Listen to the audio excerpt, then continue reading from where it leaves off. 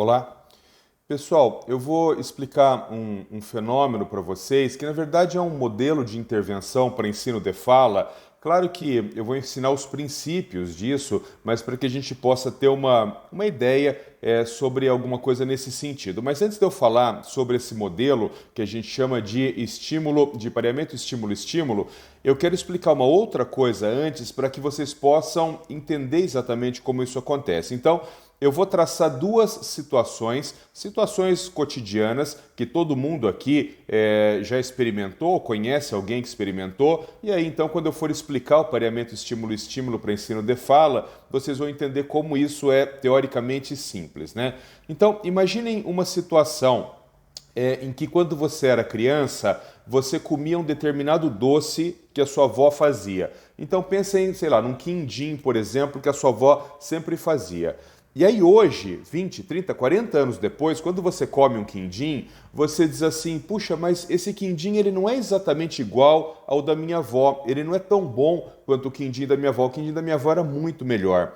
O que acontece? O que acontece, gente, é que quindim é quindim, tá certo? Então você pega uma receita, você faz um quindim e vira quindim. Por que o quindim da sua avó, quando ela fazia quando você tinha 5, 6 anos de idade, ele te parece tão mais gostoso do que o quindim que você come hoje?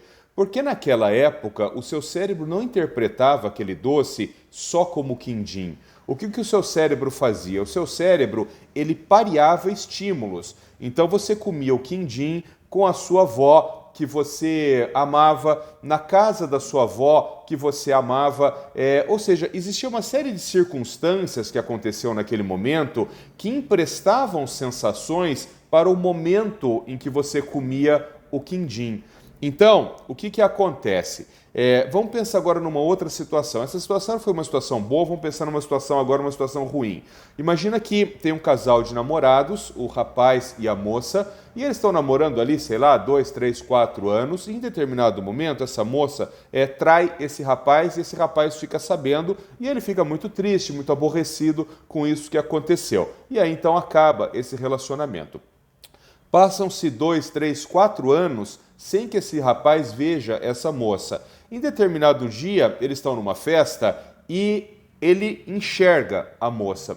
A moça não está falando com ele. Ele entra na festa e ele enxerga a moça. Imediatamente, ele se sente mal. Ele tem uma sensação ruim pelo fato de só olhar para aquela moça. Por quê? Porque aquilo que aconteceu foi tão grave que acabou emprestando sensações para a própria presença física, para a imagem visual daquela pessoa. Então, de novo, né?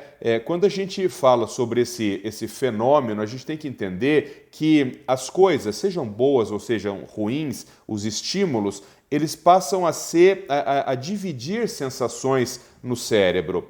Então, quando a gente fala sobre fala, sobre ensino de fala, existe uma intervenção que a gente chama de pareamento estímulo-estímulo, que é uma intervenção super elementar para ensinar o início do desenvolvimento da fala, muitas vezes, né? Então, eu vou dar aqui um exemplo para que vocês entendam. É claro, pessoal, que quando você vai realmente colocar isso num programa de ensino, isso é alguma coisa mais complexa, né? Tem que ser muito bem elaborado e tal, mas só para que vocês entendam como que o fenômeno funciona no cérebro. Imagina que você tem lá uma criança, por exemplo, autista, de 3 anos de idade, mas veja, a criança não tem mais absolutamente nada, né? Ela não tem nenhum transtorno de planejamento de fala, ela não tem nenhum transtorno motor da fala, ela não é apráxica, ela não tem lesão da área primária da fala. Nós estamos falando só do transtorno do espectro do autismo. Uma criança que chegou aos 3 anos e ela não fala porque ela é autista.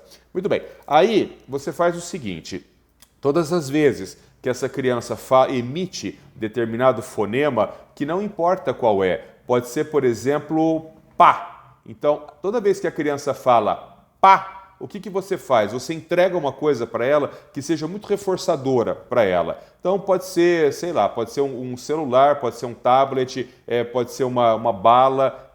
A gente tenta evitar um pouco o uso de comestível, principalmente se for muito exagerado, mas veja, o que importa é o conceito. Então toda vez que a criança fala um fonema, ela fala pá. Você entrega alguma coisa que seja muito reforçadora para ela. Daí você vai dizer assim: mas Paulo, para que serve isso? Porque pá não é uma palavra, né? Isso é uma intervenção para que você comece a iniciar, para que você inicie a produção dos sons da fala. Daí você vai falar, mas o que isso aí tem a ver com o quindim e com a moça que traiu o rapaz? Tem a ver que quando a criança fala pá e você entrega um reforçador para ela, o cérebro da criança começa a parear, falar pá, falar esse fonema pá, com alguma coisa que dá prazer, que pode ser, por exemplo, o tablet ou deixar ela assistir desenho durante 2 minutos, né? E aí então a criança começa em determinado momento a falar pá de forma espontânea. Por quê? Porque ela passa agora a sentir prazer, aquele mesmo prazer de quando ela recebia o telefone, quando ela recebia o tablet, ela passa a falar pá e ela sente prazer. E aí então ela aprendeu a falar um determinado fonema. E aí você vai dizer o seguinte, tá bom, mas falar pá não serve para nada, porque isso não é uma comunicação funcional. Aí é que vem o pulo do gato. Os estudos mostram que quando a criança aprende a falar este fonema mediante o prazer de falar este fonema, isso faz com que ela comece a falar outros fonemas, porque aí esse pareamento ele começa a ser indireto. Ela começa a falar outros fonemas e parear a sensação de prazer com aquele fonema primário que ela aprendeu que está pareado com o reforçador que ela ganhou, por exemplo, o celular. Então, pessoal, vou repetir, isso é um modelo de intervenção que a gente chama de pareamento estímulo-estímulo. Ele é muito utilizado, principalmente nas fases iniciais do ensino de fala em crianças autistas. Nós temos muitos autores aqui no Brasil, inclusive nos Estados Unidos, muito mais, mas no Brasil temos muitos autores que já estudaram isso, esse modelo de ensino de fala, o pareamento estímulo-estímulo. Isso não se discute mais, é um modelo muito, quando adequadamente implementado, é um modelo muito interessante de ensino de fala para crianças pequenas. Um abraço e fiquem com Deus.